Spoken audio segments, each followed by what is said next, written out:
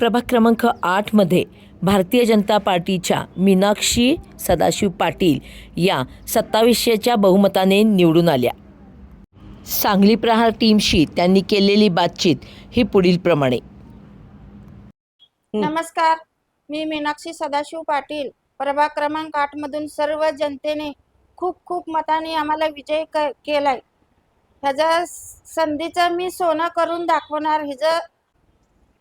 नमस्कार, आज आपण प्रभाग क्रमांक 8 मध्ये आलेलो आहोत. या ठिकाणी भाजपच्या नूतन नगरसेविका मीनाक्षी सदाशिव पाटील यांच्याशी आपण बातचीत करीत आहोत.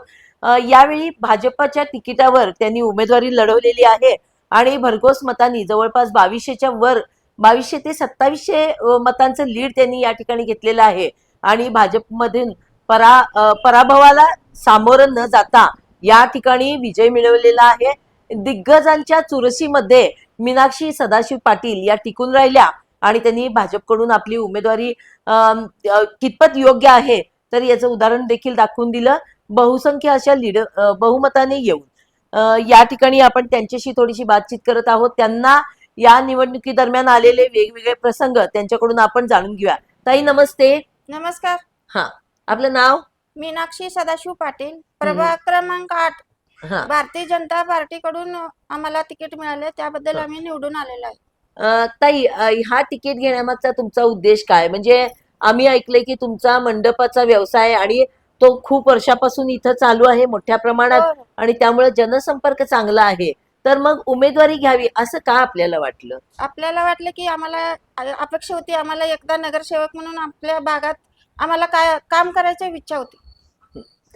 नगरसेविका म्हणून काम केलं तर बऱ्याच गोष्टी विकासाच्या दृष्टीने आपल्यासाठी योग्य अशा महत्वाच्या ठरतात.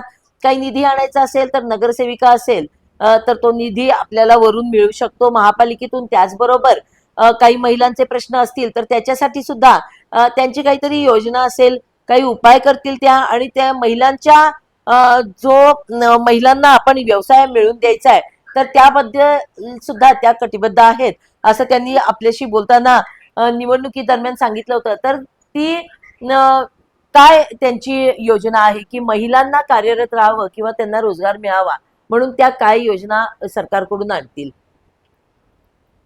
महिलांसाठी आपल्या योजना काय असतील? महिलांसाठी आता आपण घरगुती त्यांना काम करायला लावणार आहे बरंच, आणि आम्ही काम त्यांना घरी बसून देणार आहेत. घर बसल्या महिलांना उद्योगधंदे देऊन त्यांना आपल्या पायावर उभा करणे, त्यांना स्वावलंबी बनवणे हे एक उद्दिष्ट देखील मीनाक्षीताई यांचं आहे.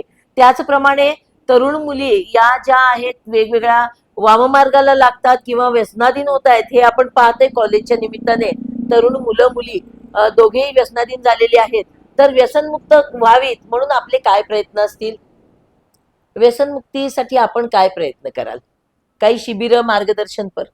आपण व्यसनमुक्ती करण्यासाठी आपण शिबिर घेऊ शकतो, त्यातनं आपण त्यांना मार्गदर्शन करू शकतो. व्यसनमुक्तीसाठी काउन्सिल केंद्र म्हणजेच अनेक शिबिर, त्याचबरोबर एक असं आरोग्य मंदिर देखील त्या उभारायचे आहे असं त्यांचा मानस आहे.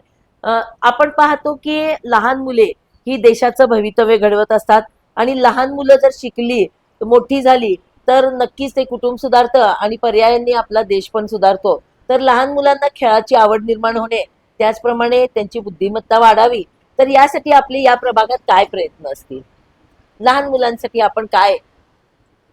आपल्या लहान मुलासाठी खेळाचे ग्राउंड, बाग बगीचा हे आपण करू शकतो. त्याचप्रमाणे त्यांना जर मोबाईल पासून मुक्त करायचं असेल तर आपण काय ठरवाल? त्यांना पालकांना सांगून आम्ही त्याचं पालन करणार. बर, पालकांना प्रबोधन करून मुलांना मोबाईल पासून कसं जास्तीत जास्त वेळ मुक्त करता येईल तर हा देखील अजेंडा मीनाक्षीताई यांनी त्यांच्या या पुढच्या 5 वर्षाच्या कालखंडात ठरवलेला आहे. त्यांच्या या भावी वाटचालीस आपल्या सांगली प्रहार टीम कडून खूप खूप शुभेच्छा. मी कॅमेरामन सवितासह सांगली प्रहार न्यूज मुख्य संपादिका नीता पाटील.